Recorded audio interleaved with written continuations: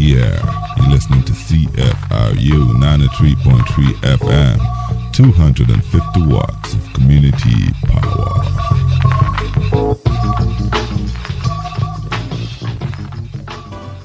93.3 CFRU, yes. Now, Alicia, man, I mean, there's got to be a story of like how it all came to be when you started as a kid, right? Like, I mean, you must have seen something that inspired you and got you started from that point, right? My biggest inspiration was Deborah Cox is like a distant cousin of mine. Oh, wow. So, wow. Yeah. So when I seen her, and she was like the only Canadian R&B wise, female wise or whatever, because there was a lot of rappers and stuff, but to reach that plateau and to be able to be compared to Whitney Houston, I was like, you don't even hear Americans getting that level of comparison, much less a Canadian and somebody who's related to me. So I had a conversation with her just once. I'm not going to be like, oh my God, we chill all the time. No. I had a conversation with her once. Yeah. And it was about maybe 7 or 8 years old. And I told her, like, you know, like, I really want to sing. What do I do? Like, how do I do this? She just kept telling me, you know what, just follow your dream, follow your vision, like, and make sure you leave the city.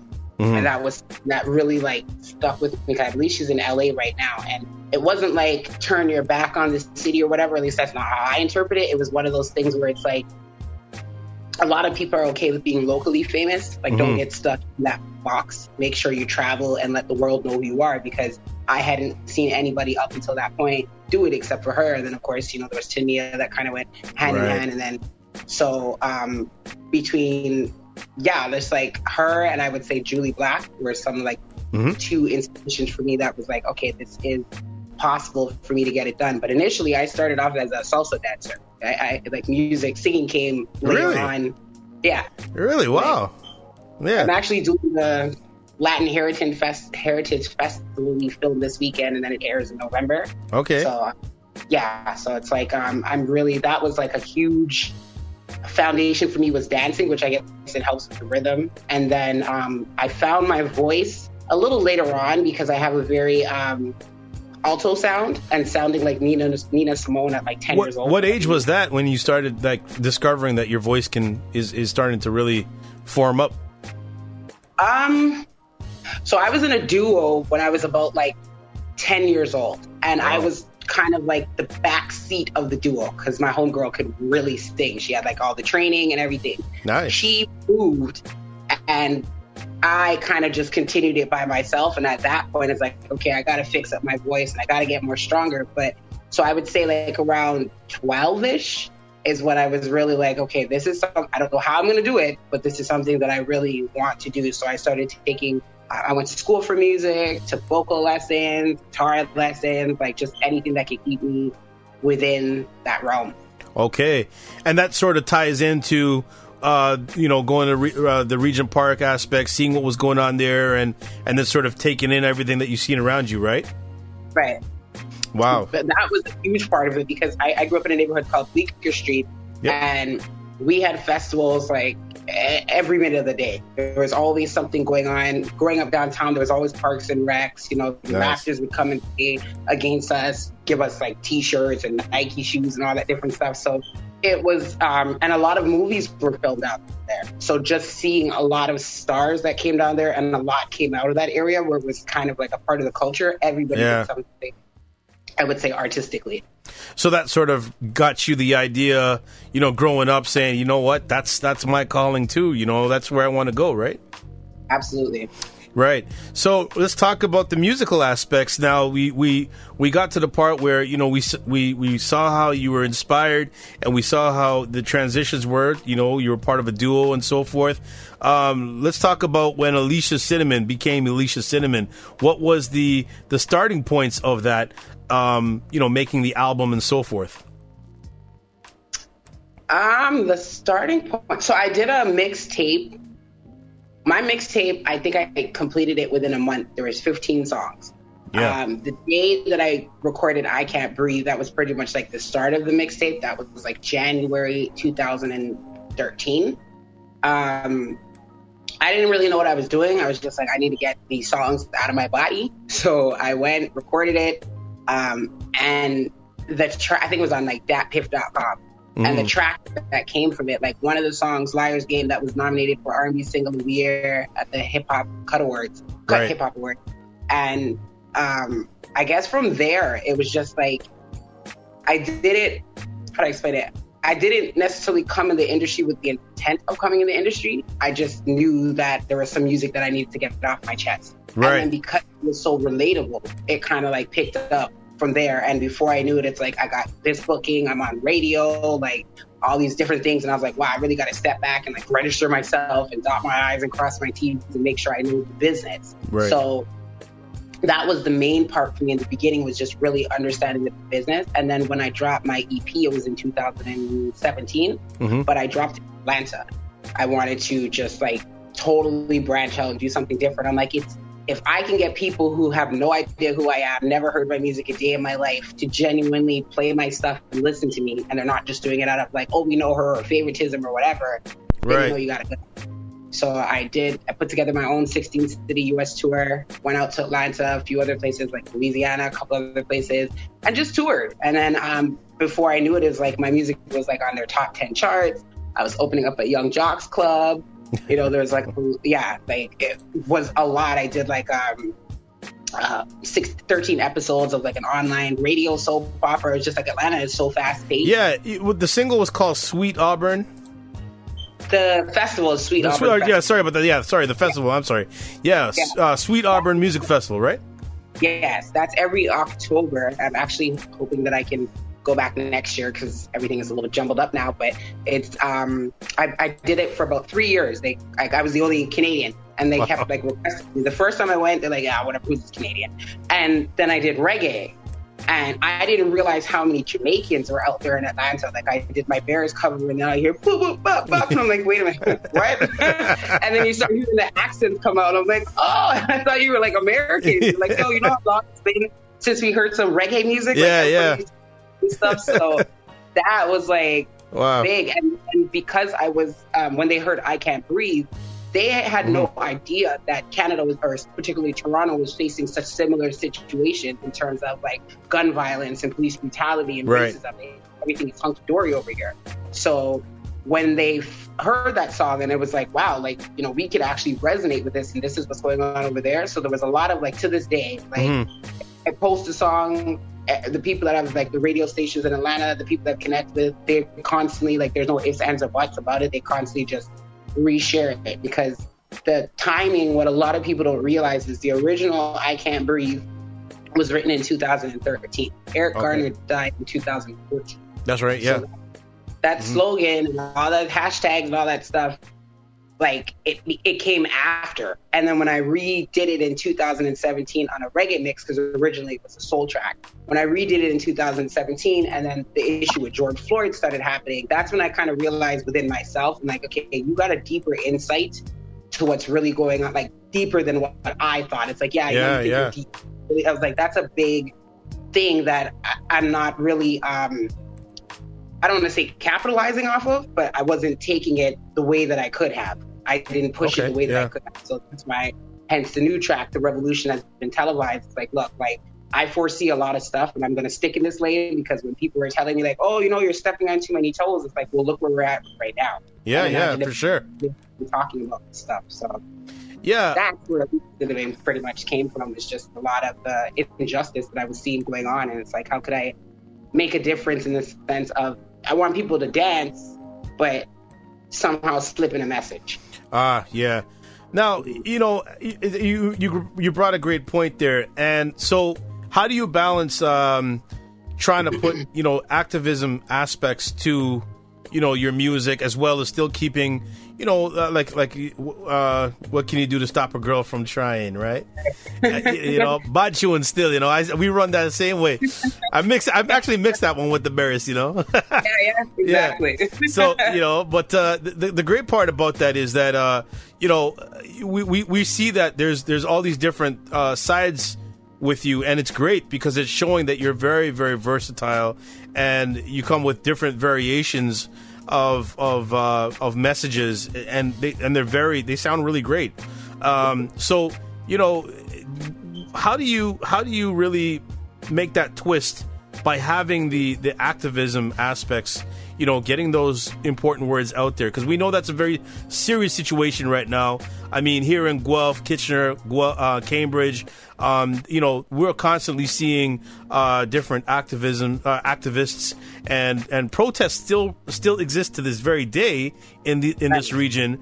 Because we have, I think, although we could say that racism is pretty it's pretty global across the nation, right, for the most part. I kind of find that when you come out to areas like this where predominantly you find more racist individuals, because of much bigger communities of there's a lot of white old school police officers out here who still think that that shouldn't be an issue, and that they're going to carry on and still do what they normally do and not listen to what the people are saying. So the protests continually go on. And so when we play songs that you have, especially I Can't Breathe, one of the things that we found was the calls that we had coming back in, Oh, wow. And they'd call back and say, "Oh my God, who sings that song?" And then the narrative starts.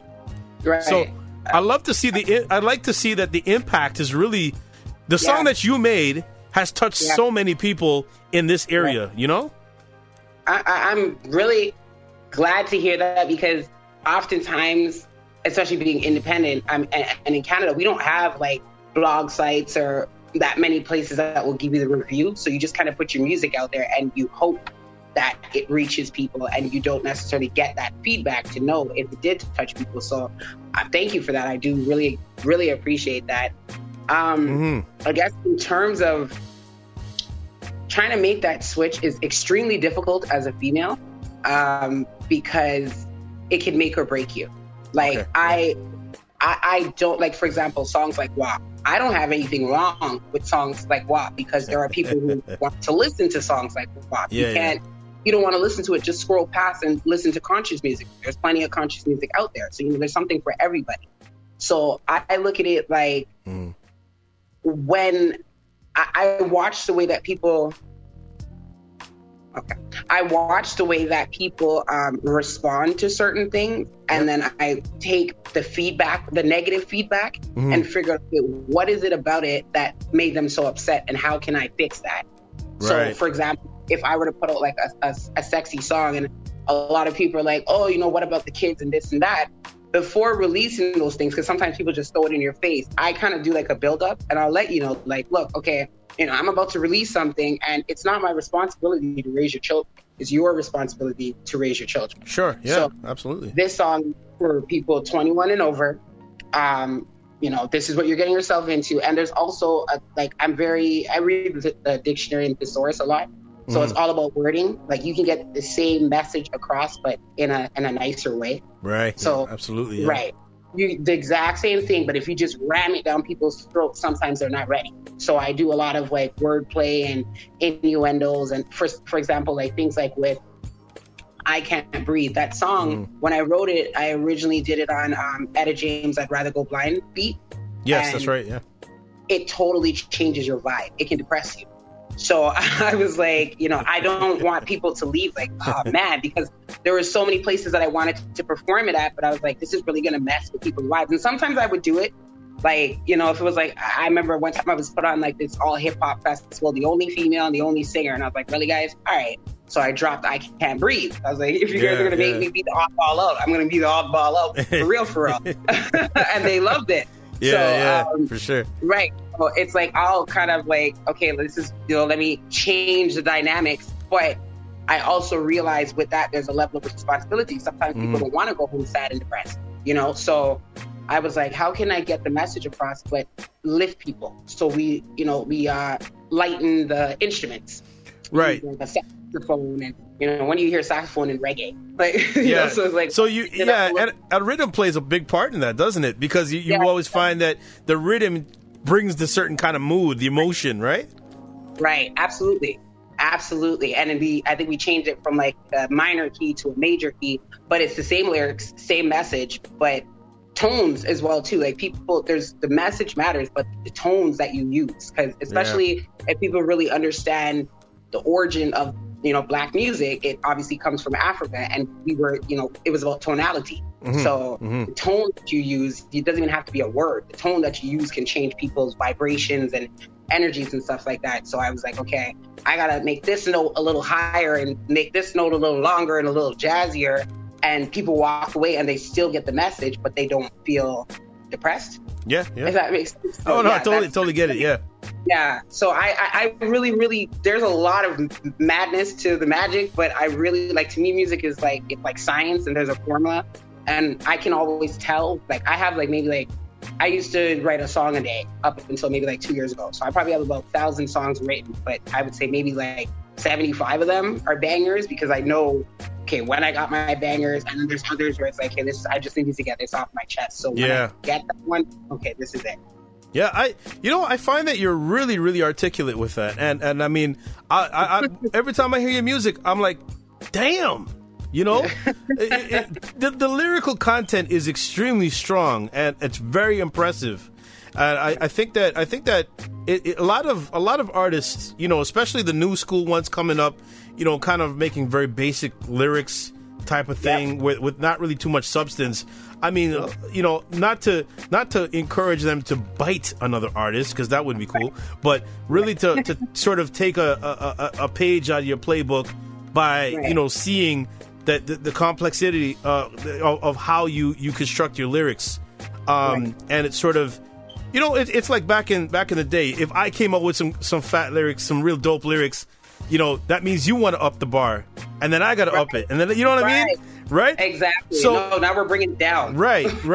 So that kind of thing, and it's I feel like over time, a whole bunch of artists have dumbed down the lyrics, and it's sort of bringing it down. But it's such a breath of fresh air to see what you're doing. And it's really great, and I really love that you're doing this. You must take a lot of time, and I really think that you must really put a lot of thought into what you write. And how long does it take you to write a song? So like I said, I Can't Breathe was written in 20 minutes. Liar's Game took 4 years. So wow.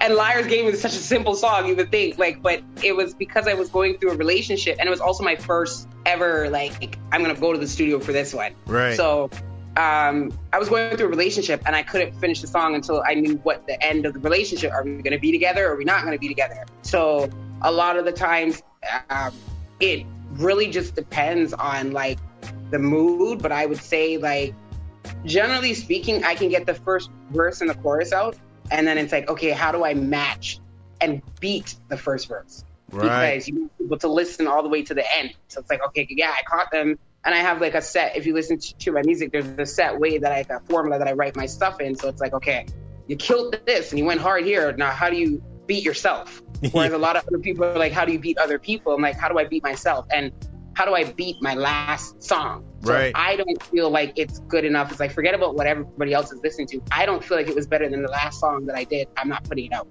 Right.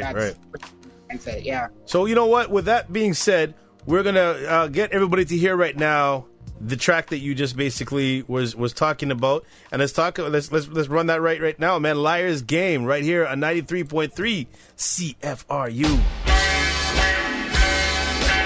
Maybach music.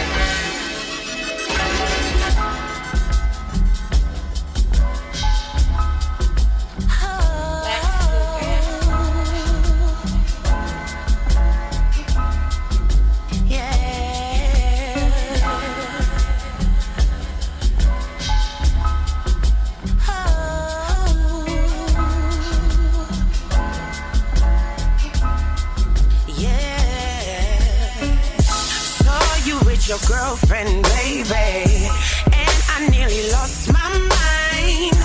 Thinking about you drives me crazy. How you're such a waste of time. Never should have been your lady. You just wanna bump and grind. It's time for me to leave you, baby. It's time for me to say bye-bye. I'm not the girl that you wanna be, creeping on the low.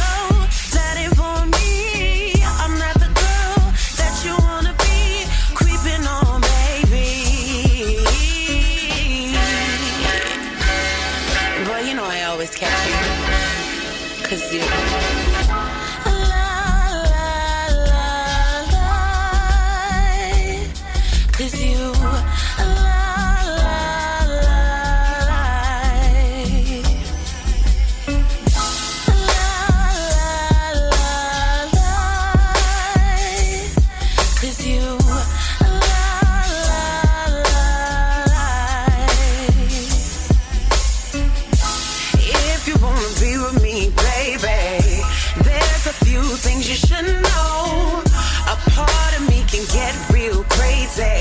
So lying is a no, no, no.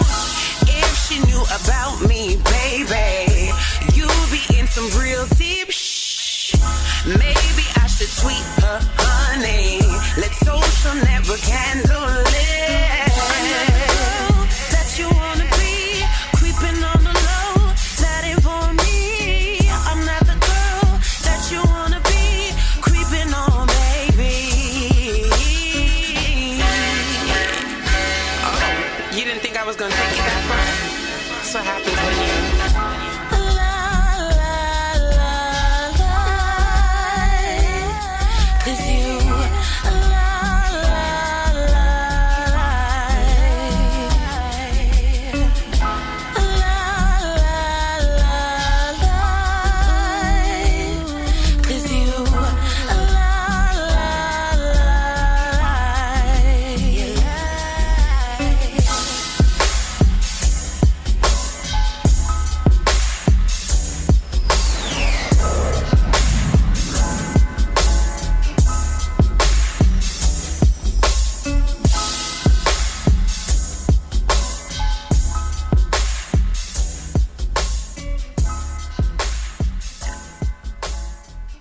.3 CFRU, what's going on? It's your boy Dr. Def, and as you know, you're hearing some big tunes right there from Alicia Cinnamon, who we have as a guest. And of course, if you guys aren't tuning in right now, definitely you can check us out on our YouTube page, which is on the Real Analog Sound System.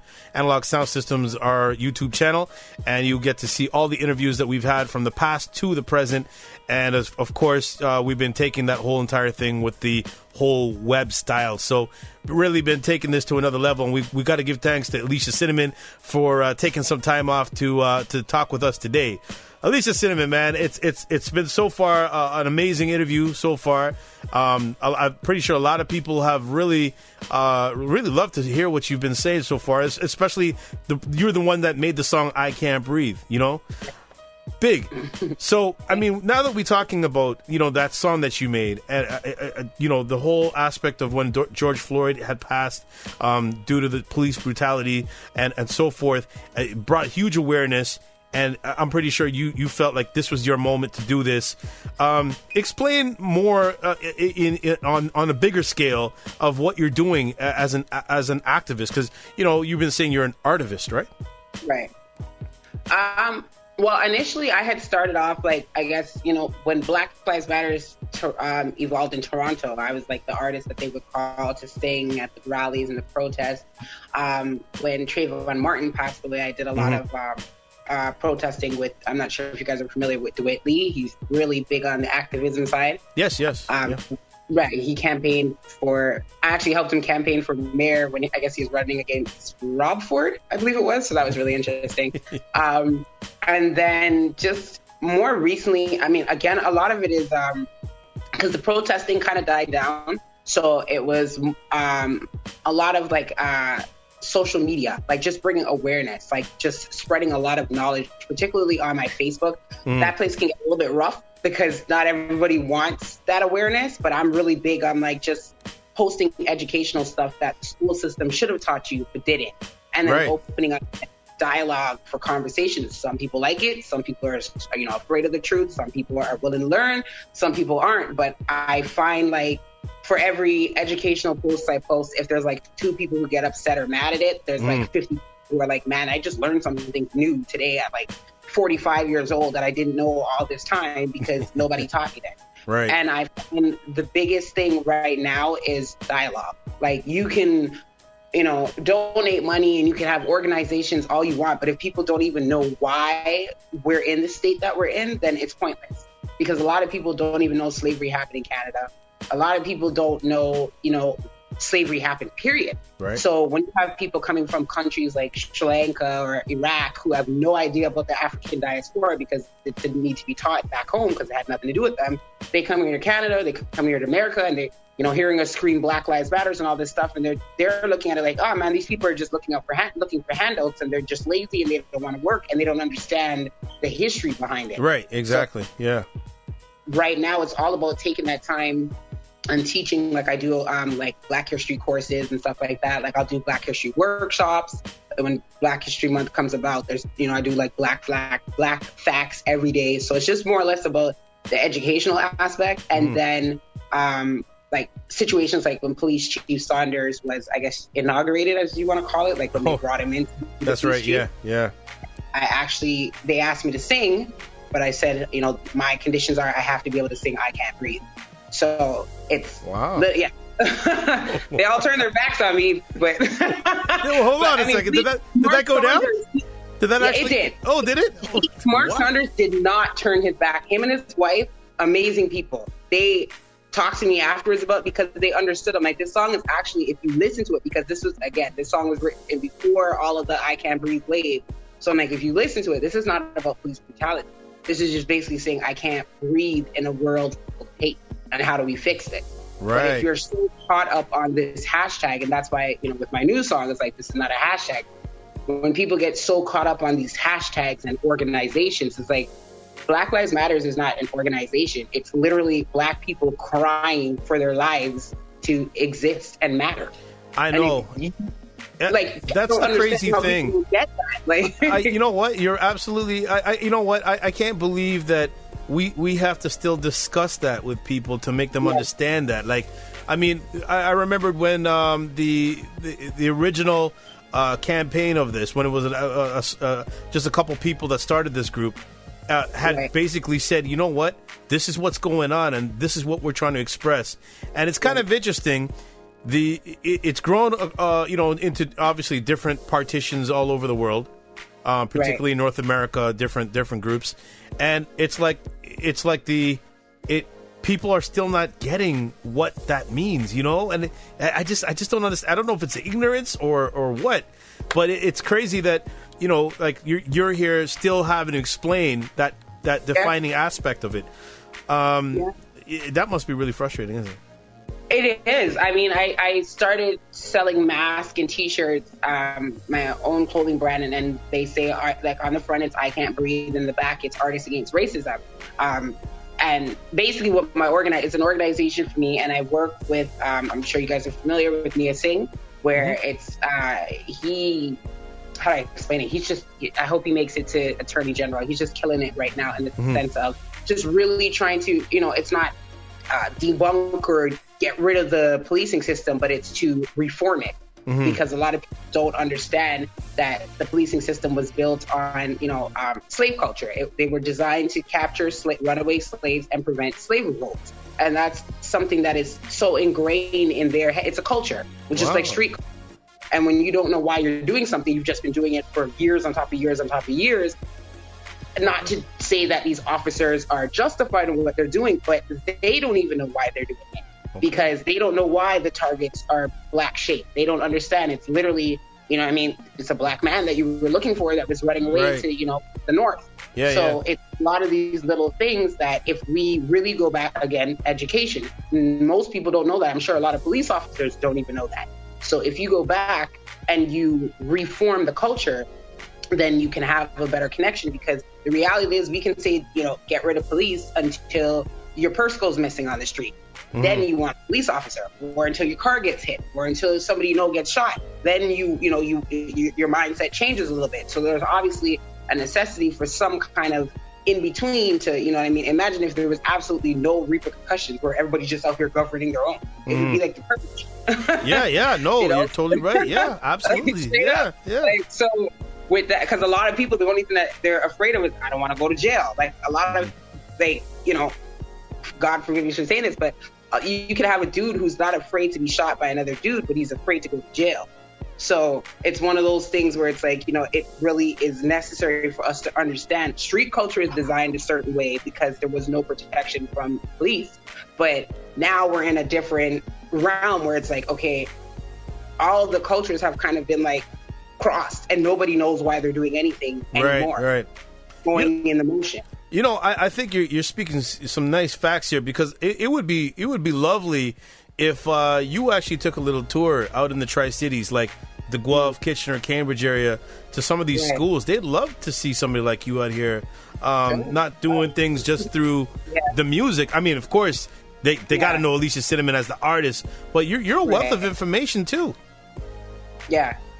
I used to do a lot of like guest speaking, but again, a lot of these programs were like defunded in the city of Toronto. There was a lot of after school programs that I was doing, and then all of a sudden it was just like, oh, we don't have the funds for these things anymore. And it's like, yeah, I don't, like obviously everybody's got to eat, but if you got to book me just based on the sense of going to a school and spreading knowledge, to me, that's payment in itself. Right. Yeah. Like there's some things that you don't need a monetary exchange for. Like the universe will reward you. That's how I look at it. Yeah. So because they weren't doing that, then I started taking it to my social media platform. So I'll go like live every now and then, and especially during COVID, I was doing something similar like this, but just discussing, debunking this COVID situation that we got going on right now. Yeah. It was just like, I've seen a lot of things. Like I already foreshadowed Donald Trump getting corona closer to the end of his presidency, and there's a lot of things that I see where it was like, oh yeah, like everybody. Alicia has the crystal ball, folks. She's got the crystal ball. Like, he's gonna say he got cured by that hydrochloroquine, whatever, and then everybody's like, yeah, he got the cure, and he's gonna win the elections again. So, gosh. So he's a genius. He's a madman, but he's a genius in the sense too, where it's like, man, you gotta admire somebody who is so goddamn bold. It's not that I acknowledge what he's doing, but it's like, man, you are bold. Yeah. No, I hear you. Yeah. So, and then just seeing again, like for me, watching the debate with Kamala and Joe Biden, I saw a lot of myself. Mm-hmm. Where as much as people can, have their personal opinions, oh, she's not for the black community, oh, she's not black, whatever, but I seen her in the sense where it's like everything she said, for the most part, I could, it made sense to me. And biting her tongue as she was constantly being interrupted and bombarded by somebody who, in my opinion, was not as educated as she was, and was a white male who felt he could overspeak her. And she didn't play the angry black woman card and just argue back. She bit her tongue and she waited. And I was like, how many times I've been in that situation where it's like, why do we have to be like this while everybody else can just talk over us and road run us? And if we she knew. Oh, she knew. Yeah. And then I commend her for that, because it's something that I had to learn, where it's like this level of restraint, but at the same speed, checking people. Like, you don't have to be like, wow, and go off, but there's a way to check people in the sense where it's like, okay, I'm not going to play into the role that they want me to play, but I'm still not going to let you get away with it by two simple words by saying, Mr. President, or Mr. Vice President, I'm speaking. So I think that right now that's just where I'm at in life, where I'm just really on the advocacy side. And if it goes through music, if it's me making posts, whatever the case may be, I just feel like now's the time to speak up. No, that's awesome. Are you at all doing any of the workshops now that anybody could check out? Most of them are just like things that I've been doing online, but I haven't specifically, because I've just been promoting the single, so it's just mostly interviews and whatever. But I'm open for the bookings. I just don't really know what's going on with the school system, because I think schools are shut down again as well too. Yeah, that's right. Yeah. Well, I got what I want to know is with all of this now, and I'm almost sure you've got tons of content up here, up in the dome, just wanting to talk about more things about what's going on. Now, are you working on a new album? Is that what's in the works, or an EP? Right now I'm just doing singles. I actually have 3 other singles ready in the vault to release, so I'm just letting this one do what it is that it needs to do. Right. For my birthday, it's something totally different. It's something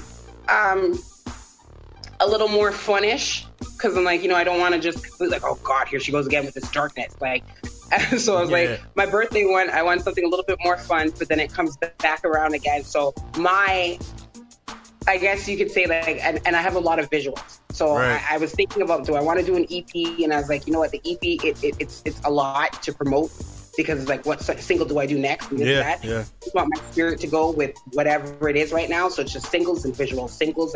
And with how we did this one was we released the video first, because the solution has been televised. So we wanted you to see it first and really take in the message visually, because it's one thing to hear it, but with the visuals that came behind it. And then it's like, okay, now I'm going to give you guys the single, because it's like, oh my God, where is it? How can I hear it? It's like, I need that. Like, I don't want, like, a lot of people say, oh, what do you drop in the next album? Then you drop it, nobody pays you any mind. So it's like, I needed that level of hunger. I was like, girl, where the heck is the track? Yeah. So the track is going to be available on Spotify in the next 2 weeks. And then I'll be releasing a little special birthday single. And then every 2 months, my goal is every 2 months is to drop a single with the visual until the end of 2020 and hopefully get a Juno this year. I think maybe so. You know, maybe so. I mean, hey, a lot of people know about what you're doing. And Right. I want to say, you know, enough respect to you for really coming out, reaching out to us here at the radio station. It's you know what? I just I find that disconnect has been much more greater in the last I'd say 5 years now. Artists are just kind of just doing their own thing, and they're kind of excluding radio. And I really respect the fact that you as an artist see the importance of it, and you've come to check us out. We doing our job too, just making sure that your music is always being on the air, and it's continually being played. And that's our mandate, right? That's what we do. And I'll tell you, I Can't Breathe was and still is a big single here in Guelph in the Kitchener region, and hats off to you. It's amazing. Thank you. You know. Appreciate it. Thank you. Now, I got to tell you really quickly. We were talking about all the singles that you came out with, you know, and that you've got the more things coming up. Could you just let everybody know exactly how they can contact you? You're just talking about that they can look you up on Spotify. Is there any other like ways to contact you or to get closer to the music that you're putting out? So right now, I just want everybody to go and stream my new video, Revolution Has Been Televised. That is on my YouTube channel, Real Alicia Cinnamon. So just subscribe, like, comment, follow me on Instagram at Alicia Cinnamon. And I actually just relaunched my Black Planet page. Wow. Black Planet? Everywhere. And it's lit, y'all. Like, it is so fun. It took me back. I was like, oh my gosh. Like, I didn't even know that still existed. Yo, and your account, if you know your username, it still exists. So, oh my God. Find me on Black Planet, y'all, and give me my props. It's Alicia Cinnamon on Black Planet. It's so fun over there, and there's so much, like, I know. Everybody's like, wait, that still was? Because I was having like difficulties with Facebook where it was like I was getting like blocked anytime I posted like Black Lives Matter issues. Right. Either people reporting me or it was being listed as like false and stuff like this. And I was like, I can't really do what it is that I need to do. And Facebook has way too much control over our lives. So it's like, you know, what were we doing before Facebook? And we never got like, you know, banned because I'm seeing stuff that you post. Like you can chop off somebody's head and you can have all kind of sexual content, but if you post something Black related, all of a sudden you're in Facebook jail, like I am right now. So wow. It was like, okay, yeah. And I felt like they didn't really want the single to get out there. They gave me a 30-day ban on Facebook, and I tagged every single radio station, media outlet possible and explained, because I'm like, it went from 24 hours to 30 days with no explanation, because I questioned why, you know, how is this goes against your company policy? But if I complain about somebody calling me the N-word, it comes back to me, sorry, we understand it makes you uncomfortable, but it's not against our company policy. So wow. Yeah, it was really weird. So I guess, you know, they had something on their page they had for Queen Latifah. I even tagged Queen Latifah. I tagged everybody. Right. By the following day, my ban was lifted. So I don't know. I guess they realized this girl's crazy. Let's just leave her alone. But that really opened my eyes where I was like, I need to stick to Black Planet because my account has never gotten restricted. Folks, hold on a second. If you guys don't know about Black Planet was actually one of the first social media platforms back in the day, but it was actually pretty cool because it was very it was like the times of MySpace, right? And it was pretty cool because it was a connection for a lot of like, you know, black people connecting with black people. And it was like artists, singers, actors, actresses, DJs, you name it. Or if you're just a hustler, I don't know. But it was just like everybody was connected, and it was good. I even had an account, but they still have the chat groups. Yeah. Like the chat groups were lit. Like I remember, like go to bed, and you're up at night, like still on the chat group. So now you can do it with your phone. You don't have to like sit at the computer So and stuff. how did you find out that it was still working? That it was still up? So what was it? I think it was like a year and a half ago or so, like when Facebook did that major glitch and nobody could get into their account. Right. And I was like, man, and then Black Planet took advantage of that and said, hey guys, we're relaunching. And it was the ambassador was Solange. I love Solange. So I was like, all right, let me check this out. And I had opened my account then. And it was fun. And then, you know, Facebook was like, oh my God, we got to fix themselves up. So they fixed themselves up, doing some live perks or whatever. And you kind of forgot about it again. And then every now and then from time to time, because I would get people like connecting me and I'm like, where did we connect from? They're like, hey, Black Planet. I was like, oh yeah, because they would follow me on Instagram. Right. So when it started happening again on Facebook, where I realized I'm like every other like month or so, I'm going into like Facebook jail, and it's always about Black issues. Like, right. You could post all kinds of twerking and stuff, and it never went against their policy. So I said, you know what? It makes more sense for me to do this in a space where people are like-minded. So I'm maybe about like a month or two ago, I started like just posting the pictures like again on my page. And then when I had made my complaint, saying to people like, look, if you're looking for me, I'm, you know, like I opened up a whole new page on Facebook. And then one of my DJ friends was like, why don't you just go on Black Planet? I'm like, I actually forgot that I still have that page open. So I went back and started connecting with people. I'm like, shoot, password still works. I still started connecting with people. And you remembered your password? Yeah. It was just programmed. Like I didn't have to type anything. It remembered it for me. It's like, nah, he ain't going nowhere. Like, so then, and I like, cause it shows you like you have hits, you get friends, followers, and props. Like props are, you know, people do daps. I remember that.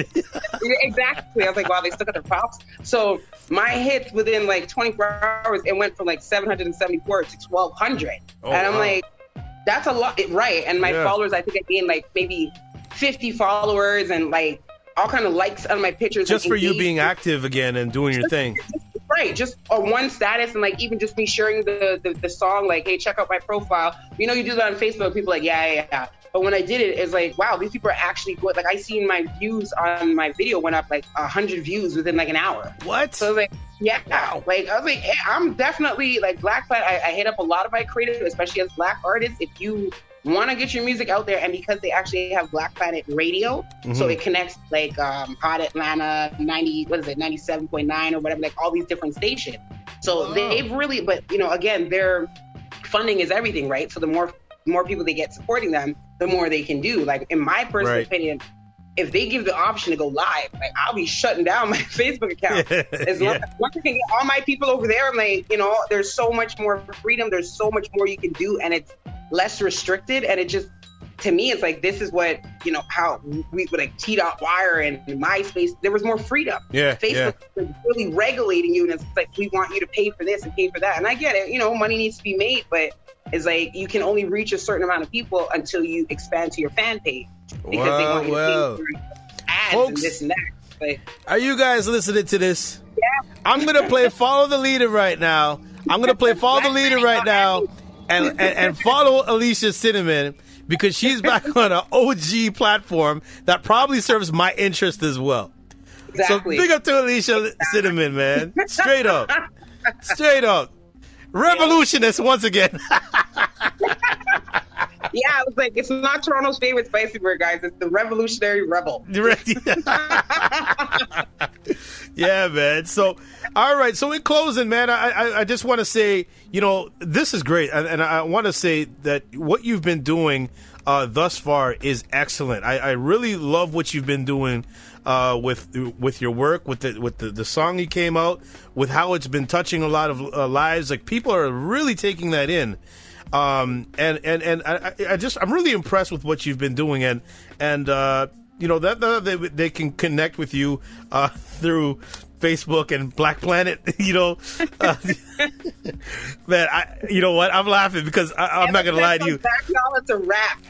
Let me explain something. I was on there way back when, you know, Yeah. and I went on I there. caught it right at the cusp when it was cutting off, and I was like, "This is lit." And then all these other things started happening, so I was like, "Man, I missed out on this." So when I seen it pop back, I'm like, "Look, let me have my moment, guys."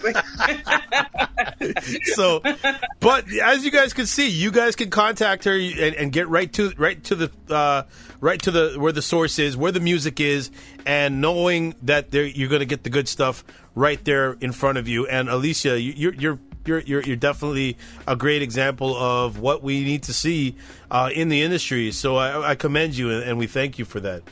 You know, Thank you. yes. Appreciate it. So once again, do you got any shout outs you want to say to everybody before we close out? I just want to shout out to everybody in Guelph and the Kitchener area that has been supporting my music. I greatly appreciate you guys. Just, you know, big up you guys for even having me here tonight. I greatly appreciate this. You know, it's refreshing to do interviews where somebody has done their homework on you, because oftentimes I feel like a lot of times I have to start from scratch, and it's like, how do I condense everything in? So shout out to you for an amazing interview. I appreciate that. All right. Well, you know, we know you. We've been following you. And you know, as far as you know, I think Deborah Cox is somewhere in there somewhere too. So, nobody's supposed to be here. Yeah. That challenge is actually going on. I'm not doing it though, but big up Deborah for the challenge. And yeah, more importantly, I mean, just shout out everybody who's ever supported, like, comment, reshared a track. Like, big up to all the artists in the GTA that are doing their thing right now. Keep pushing, keep staying creative, and just, you know, thank you.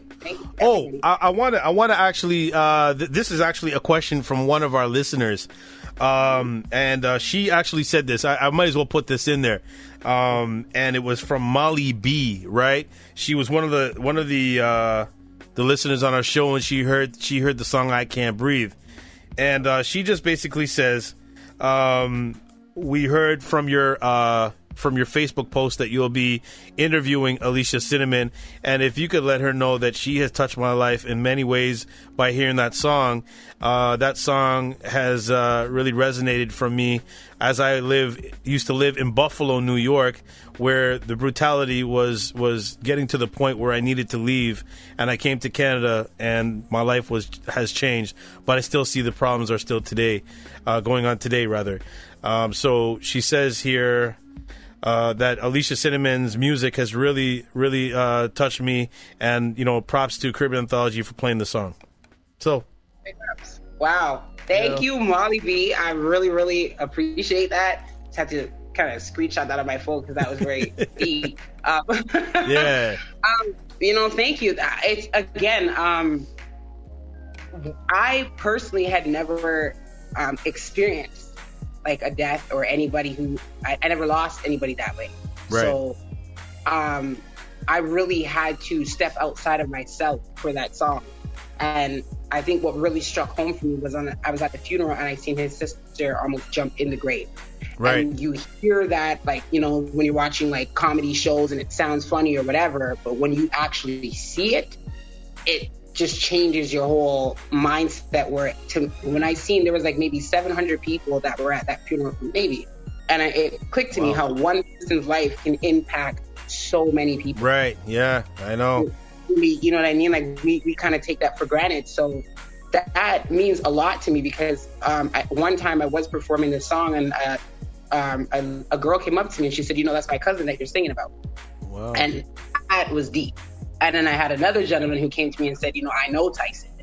Like that totally changed my mood. Like we're at a hip hop show and he expected me to come like, "Yeah, sure, yeah." And then I come over, "I Can't Breathe," and I always tell people the backstory behind it, because I never wanted to capitalize off of his life. Mm-hmm. It's like this is an autobiography. So I had people try to remix "I Can't Breathe" on their own and stuff, and I was like, do not touch that song. Anything else you can sample me in any other shape or form, but do not touch an autobiography, because there's that is so real to so many different people. So thank you, Molly B, for letting me know that touched you. Cause and she's from Kitchener actually too. So I guess she moved from Buffalo. She was a resident of Buffalo. She saw some things out there, and she came out here and for a change of pace, and I guess you've still seen the same thing based on what you were saying. Right, and I think that's where the awareness needs to be brought more with Canada, because a lot of people think if they come to Canada, or it's going to be this, gumdrops and lollipops, and then you realize like you're literally walking into the same thing, but it's just not as in your face. Right. So I'd rather you call me an N-word than, oh, you're pretty for a dark-skinned girl, things like that. I'd rather it just be in my face so I know how to respond, because it's like, was that a compliment or an insult? Like, I'm not really sure how to get at you for this. So I think that's where the confusion comes to Canada, where it's here, but you don't know how to address it because it's more subtle. Right, yeah. No, I agree with you. And, some people think that it's a different narrative out here, but it's there, man. It's there. You just gotta. I could tell you some stories, but I could tell you those offline. You know what I'm saying? So, but Alicia, I want to say thank you, and the folks at Caribbean Anthology, Todd and Christopher and everybody. They all definitely show that mad love and respect to you for just being a part of this interview. This is definitely one of the best interviews we've had thus far this year. So I got to tell you, hats off. I definitely had a blast. It was very refreshing. I appreciate this. All right. Everybody right there, that's Alicia Cinnamon. Make sure you check her out on all the social media platforms. Yes, and as you can see her on the video. Yeah, man. See that thing real quickly, man. Let them see that smile once again. Alicia Cinnamon. Pick up yourself, guys. Peace. Make sure you follow me on Spotify as well, too. All right. So, the girlfriend, baby, and I literally lost my mind. Peace. All right. One love, Alicia.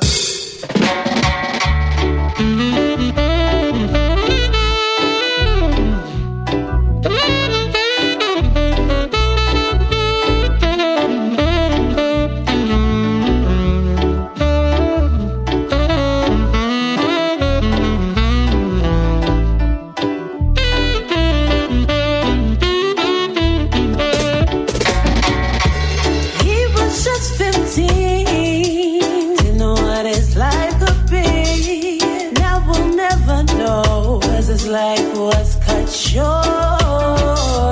All of this violence followed by silence. Nobody seen nothing yet. Everybody talk when all my people wanna start acting right. See, it breaks my heart. All we do is fight. World of fate. I feel I gotta break through. I feel I gotta break away. I can't breathe in this world of fate. I feel I gotta break through. I know I gotta break away. A father's only son. Amongst friends he was number one. Jack of all trades. He did things the right way. Mama, don't cry. He is by God's side, and he don't sleep at night. So you're gonna know why. We gotta deal with all this pain and this suffering. When's it gonna end? Can it all just go away? World of fate. I feel I gotta break through. I feel I gotta break away. I can't breathe in this world of fate. I feel I gotta break through. I know I gotta break away. Is this what our ancestors died for? So that we can become the oppressors of ourselves? All this hatred among us has gotta end. Remember, you come from kings and queens. Show your wealth. Young ladies, respect your bodies as well as your mind. Young men, it's not a weakness to be kind. You only live once, so live it wise. Your time will come when you have to answer to the Most High. Breathe in this world of fate. I feel I gotta break through. I feel I gotta break away. I can't breathe in this world of fate. I feel I gotta